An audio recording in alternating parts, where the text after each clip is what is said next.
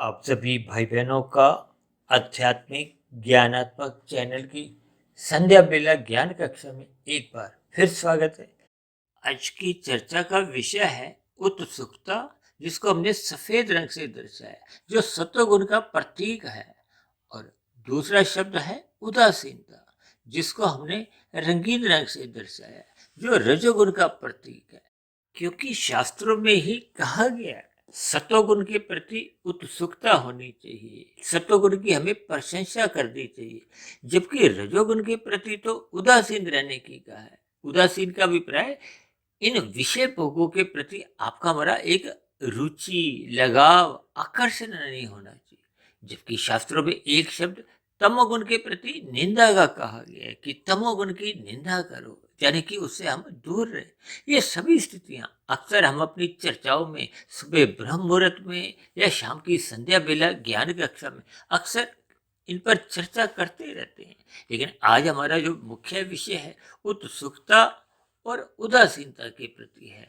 आज संसार में अक्सर ऐसा देखा गया है कि एक संसारी मनुष्य की रजोगुण के प्रति ही उत्सुकता है, जबकि सतोगुण के प्रति कोई उत्सुकता देखी नहीं जाती। आज संसार में सतोगुण के प्रति कोई विशेष आकर्षण नहीं है, कोई उत्सुकता देखी नहीं जाती। शास्त्रों में देखिए उत्सुकता शब्द कम इस्तेमाल हुआ है, ये जिज्ञासा शब्द अधिक कहा जाता है। यानी कि एक संसारी मनुष्य में परमात्मा को जानने की, आत्मा को जानने की, या प्रकृति के तीन गुण कैसे कैसे कार्यशील होते हैं। आपके हमारे तीन शरीर, स्थूल शरीर, सूक्ष्म शरीर और कारण शरीर, इनका आपसी एक संबंध क्या है, यानी कि इनका यथार्थ ज्ञान आपको में किस बात का एहसास कराता है कि किस शरीर विशेष को आपको में महत्व देना है। क्योंकि स्थूल शरीर को अधिक महत्व हम विषय भोगों की लोलुपता के कारण देते हैं, इसी को ही सजाने में लगे रहते हैं।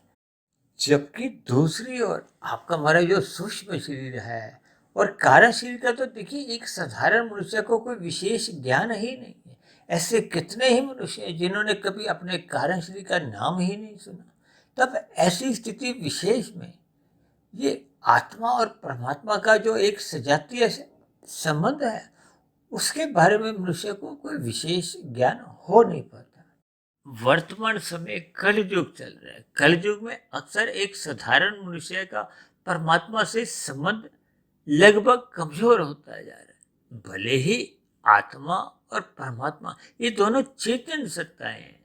आत्मा को ज्ञान स्वरूप कहा गया है, परमात्मा को आनंद स्वरूप कहा गया है। यानी कि आत्मा का स्वभाव है परमात्मा की ओर सम्मुख होना, जबकि वास्तविक रूप से ऐसा संसार में कहीं दिखाई नहीं देता। इसके पीछे का कारण है आपका हमारा कारण शरीर। कारण शरीर में जब तमोगुण या रजोगुण की प्रधानता होती है, क्योंकि आज हमारा विषय देखिए उत्सुकता और उदासीनता को लेकर है।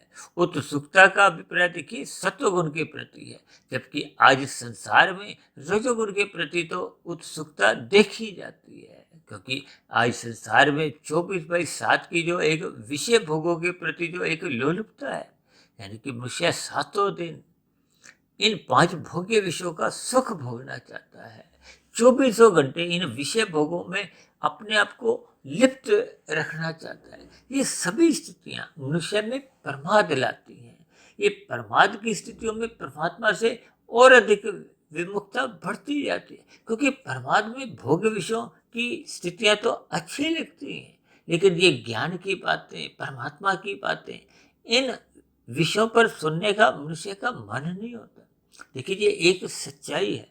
और प्रमाद ही कब मनुष्य को गहरे तल पे तमोगुण में गिराता है, आलस्य उत्पन्न करता है। तब ऐसी स्थितियों में वो अपने आवश्यक पुरुषार्थ कर नहीं पाता, जिसके फलस्वरूप मनुष्य तमोगुण में गिर जाता है। वो अनीतिगत कार्य करता है, क्योंकि विषय भोगों का व्यसन उसको बार बार विषय भोग भोगने का एक भत्ते कर देते हैं, जिनके लिए अर्थ वो पुरुषार्थ द्वारा कमाता नहीं है। तब वो अनीतिगत कार्य करता हुआ निषेध कर्म कर जाता। तब ऐसी स्थिति में उसका कर्माशय बिगड़ने लगता है, पाप कर्मों की अधिकता होने लगती है। अब पुण्य कर्मों की न्यूनता होने से, पाप कर्मों की अधिकता होने से ये आपका हमारा कर्माशय भी बिगड़ता है। कर्माशय बिगड़ने के साथ साथ आपके हमारे संस्कार भी बिगड़ने लगते हैं, यानी कि बुरे संस्कार अधिक अनुपात में बनते हैं। तो फिर ये आपके हमारे संचित कर्मों में एक स्थितियां बिगड़ने लगती हैं, आपका हमारा स्वभाव बिगड़ने लगता है, क्योंकि कारण शरीर में जैसी जैसी स्थितियां, यानी कि प्रकृति के जिस गुण विशेष का हम संग अधिक करते हैं, उस गुण विशेष का प्रभाव आपके हमारे कारण शरीर में एक स्वभाव रूप में, एक संस्कार रूप में उसके एक संस्कार पड़ने लगते हैं। और जैसी जैसी स्थितियां कारण शरीर में होती हैं, फिर वैसा वैसा ही आत्मा के ऊपर उस कारण शरीर का प्रभाव होता है। यदि कारण शरीर शुद्ध होता है तो आत्मा अपने मूल ज्ञान स्वरूप में लौट आती है और परमात्मा का जो उसका एक सजातीय संबंध है वो फिर पुनः स्थापित हो जाता है। और यदि कारण शरीर में रजोगुण और तमोगुण की एक स्थितियां बनी हुई हैं तो फिर आत्मा का प्रकाश ढकने लगता है।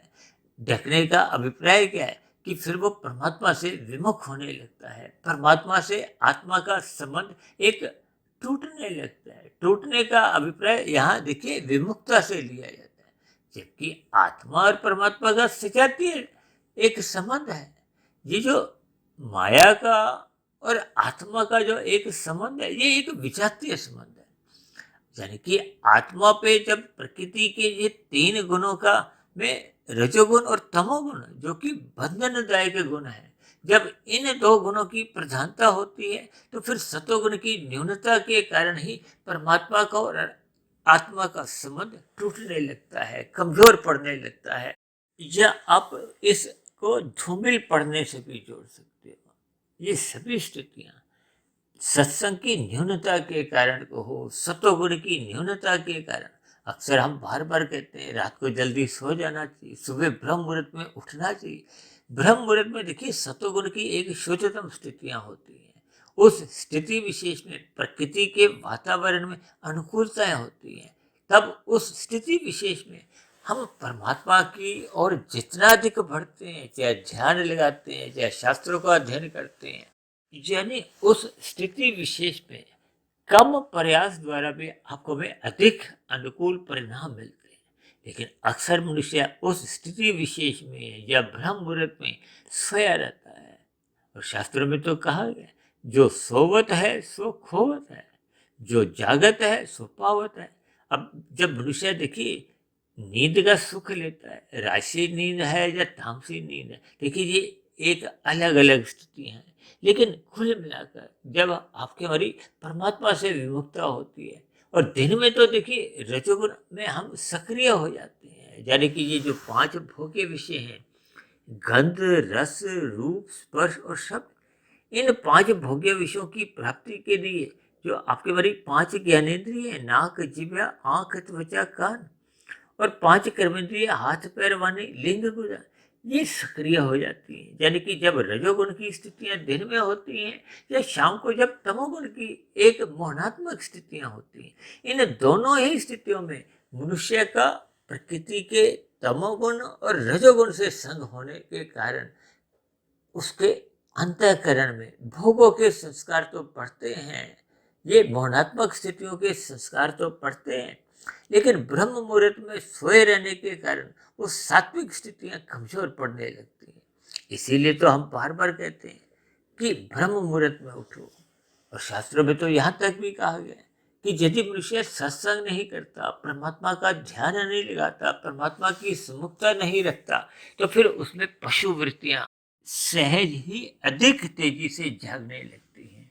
ये पशु वृत्तियां क्या है? आहार, मैथुन, निंद्रा, भय।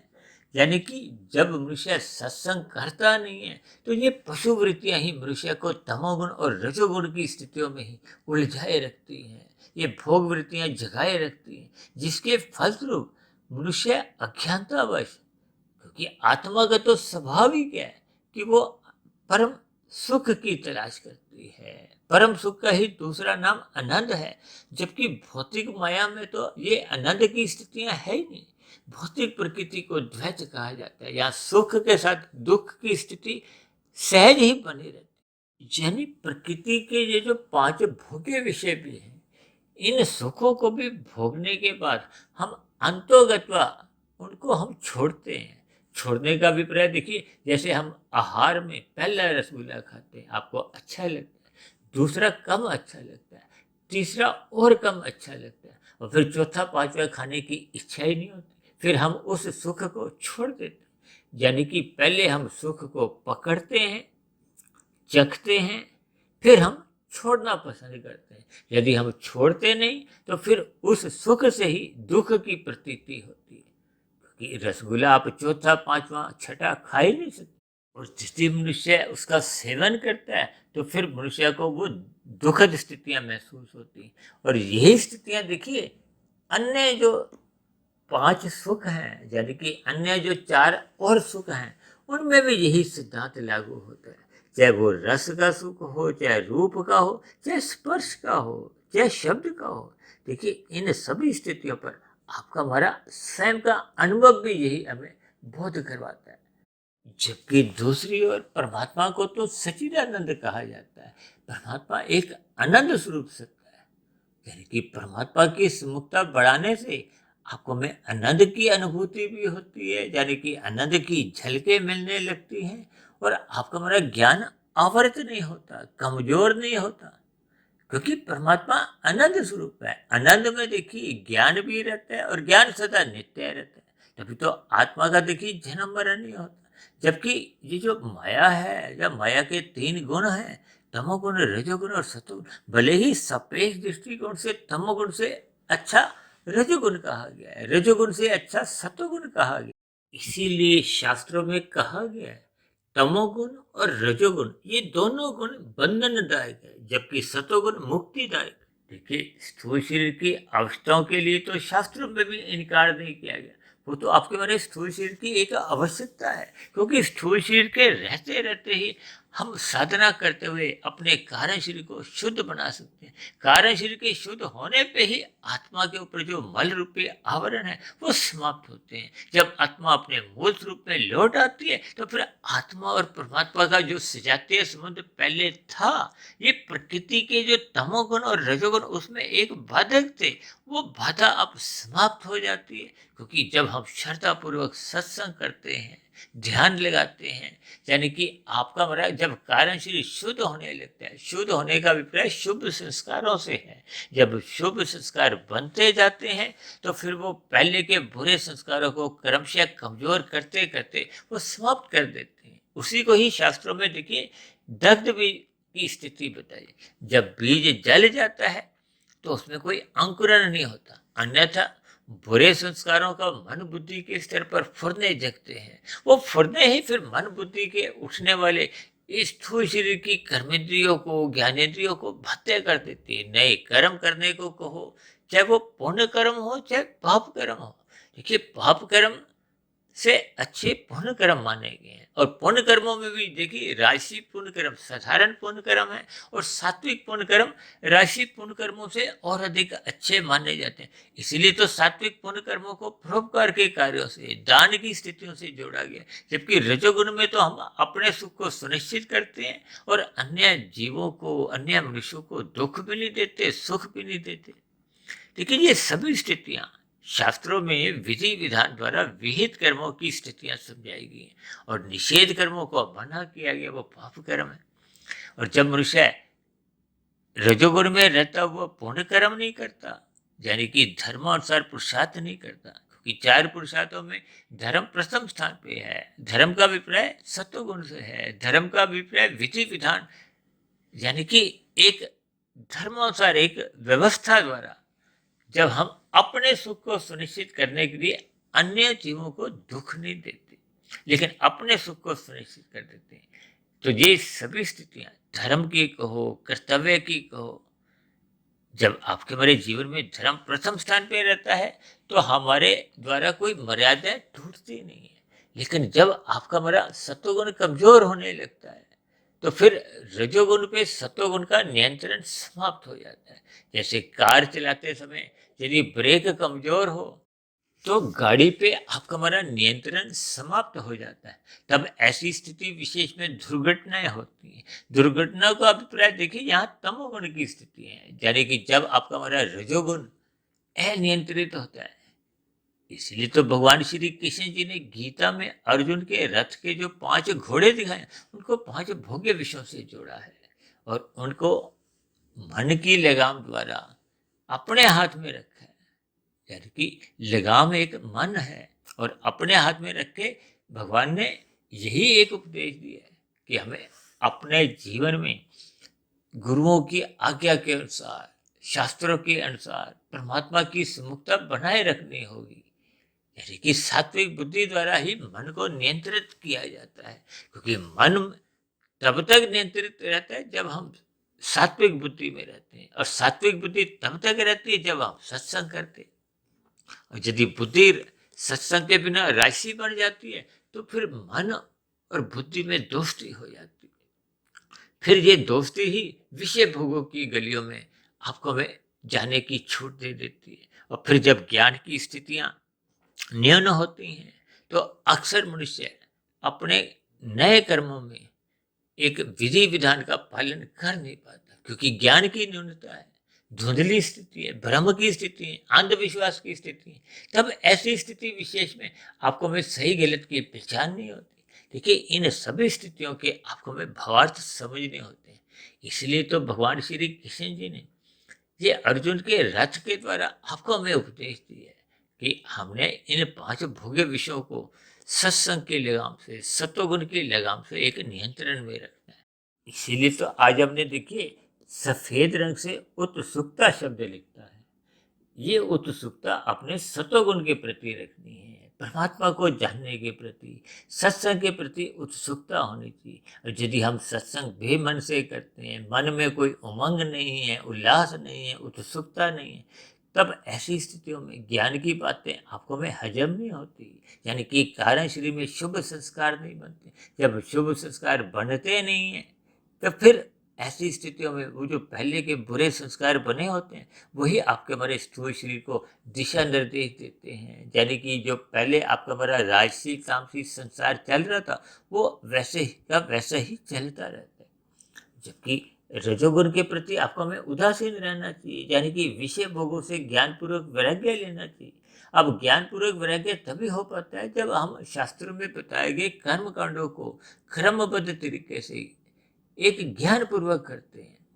और जब मनुष्य कर्म कांडों को ज्ञान पूर्वक नहीं करता, लोभ से भय से करता है, तब ऐसी स्थितियों में उसका अल्पकालिक सत्वगुण बढ़ता है, वो पुनः फिर रजोगुण में लौट आता है। अक्सर मैं इस स्थिति विशेष को कहता हूँ कि जब मनुष्य सात्विक कार्य करता है तो मेहमान बन के जाता है, सत्वगुण में हाथ लगा के पुनः अपने संसार में राशि रजोगुण में या तमोगुण में लौट आता है।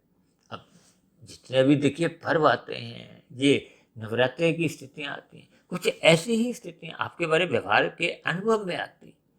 इन सभी स्थितियों पर आपको हमें चिंतन करना होगा, यानी कि सत्संग के प्रति आपको उमंग उल्लास होनी चाहिए, ताकि आपका हमारा सत्संग श्रद्धा पूर्वक हो। जब श्रद्धा पूर्वक सत्संग होने लगेगा तो फिर ये जो संसारी विषय भोग हैं, इनके प्रति जो आपकी हमारी लोलुपता पहले बनी हुई थी, अब उनके प्रति आपका ज्ञान पूर्वक वैराग्य होने लगता है। फिर हम विषय भोगों में कोई रुचि नहीं लेते। फिर विषय भोगों के प्रति जब हम उदासीन रहते हैं तो फिर आपका हमारा जो एक पुरुषार्थ है वो उन राजसिक कार्यों में होता नहीं है। फिर हम सात्विक कार्यों में, यानी कि आध्यात्मिक उन्नति करने की दिशा में पुरुषार्थ करते हैं। फिर हम निष्काम भाव से कर्म करते हैं, हम कर्म योग, ज्ञान योग, भक्ति योग में कर्म से अपने आप को स्थित करने लगते हैं। तो ये सभी स्थितियां जब आपके हमारे जीवन में क्रमबद्ध तरीके से बनती हैं तो आपके हमारी आध्यात्मिक उन्नति के दरवाजे खुलते जाते हैं। तो ऐसी सभी शुभ स्थितियां हम सभी भाई बहनों के जीवन में तभी बन पाती हैं जब हम 5 विषय भोगों के प्रति उदासीन रहते हैं और सत्संग के प्रति, सात्विक स्थिति मजबूत बनाने के प्रति, शास्त्रों के प्रति, गुरुओं के प्रति, परमात्मा के प्रति एक श्रद्धा पूर्वक, उमंग पूर्वक, उल्लास से, उत्सुकता पूर्वक सत्संग करते हैं। इन सभी स्थितियों पर आपको हमें चिंतन करते हुए अपने जीवन की दिनचर्या को सात्विक बनाना चाहिए। ऐसी सभी शुभ स्थितियां आप सभी भाई बहनों के जीवन में भी बनने लगे। इन्हीं शुभकामनाओं के साथ चर्चा विशेष को यहीं विश्राम देते हैं। कल सुबह फिर मिलते हैं ब्रह्म मुहूर्त ज्ञान उपदेश कक्षा में। तब तक आप अपने आध्यात्मिक मित्र सुधीर भाटिया फकीर को इजाज़त दें। आप सभी भाई बहनों को बहुत बहुत शुभ रात्रि और सुबह ब्रह्म मुहूर्त में उठने के लिए मेरी ओर से बहुत बहुत शुभकामनाएं। फिर भी चर्चा संबंधित आपके मन में कोई प्रश्न उठ रहा हो, कोई मेरी कही गई बातों पर आपको किसी प्रकार की कोई आपत्ति हो, तो आपके प्रश्नों के साथ साथ आपकी शिकायतों का भी नीचे दिए गए कमेंट्स बॉक्स में सदा स्वागत है। और चर्चा विशेष को ध्यानपूर्वक धैर्यपूर्वक सुनने के लिए आप सभी भाई बहनों का भी बहुत बहुत धन्यवाद।